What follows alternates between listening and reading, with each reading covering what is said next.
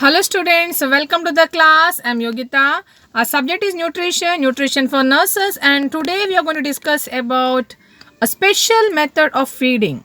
Now definitely you all know that we all are eating food our mouth and that will help us to meet a nutritional requirement. Now, what about those who cannot eat orally, who cannot chew and eat, or who do not have a consciousness, or who have some major kind of health issues or disease? What they will do? In that case, it's very difficult to feed them orally.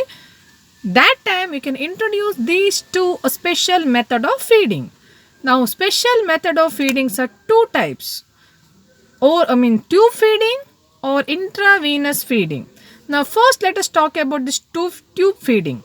Now tube feeding, also known as oral gastric feeding, nasogastric feeding, or NG tube feeding. Now here a plastic type of tube is inserted from your nose to your mouth to here, it will come to the stomach.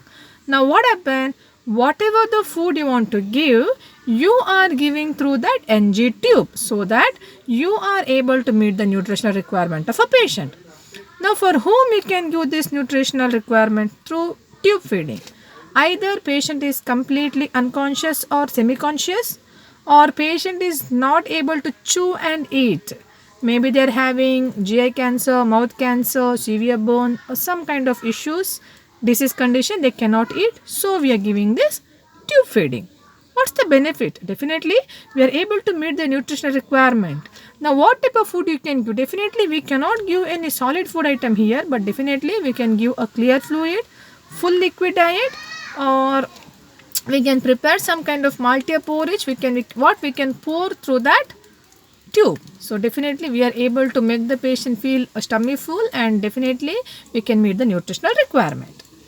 Now the second type of feeding is intravenous feeding. That means with the help of your intravenous IV fluid, we are giving to the patient. Now this can be given when the individual is not able to eat at all. Now here they are completely unconscious, they are not able to eat anything. Then tube feeding is difficult, that they are having mouth cancer, pharynx cancer, esophageal cancer, or any inflammatory bowel disease. We cannot feed them. Then in that case we can go with this IV fluids, intravenous feedings. This is also known as parenteral feeding.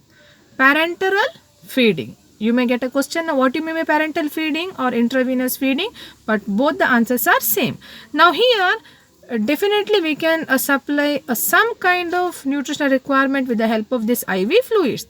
Now the benefit is, when the individual is completely unconscious, not at all able to eat anything orally, feeding orally is just impossible. They are having some bowel inflammatory diseases, they are having some cancer diseases where they cannot eat anything, definitely we can go with that parenteral or intravenous feedings.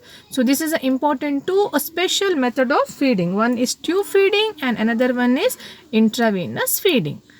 Now if you compare these two type of feedings, what will be the comparison? Now here this intravenous feeding doesn't maintain the integrity of intestinal mucosa. Unlike this intravenous feeding, this tube feeding is far better, so that we can introduce all kind of food materials.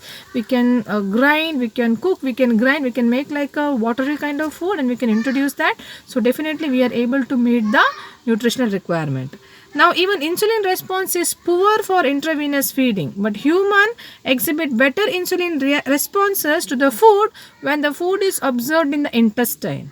That good reaction of your insulin can be seen when you're giving something to eat. Either it may be in the form of tube and something is there in your stomach. So definitely that action will be better.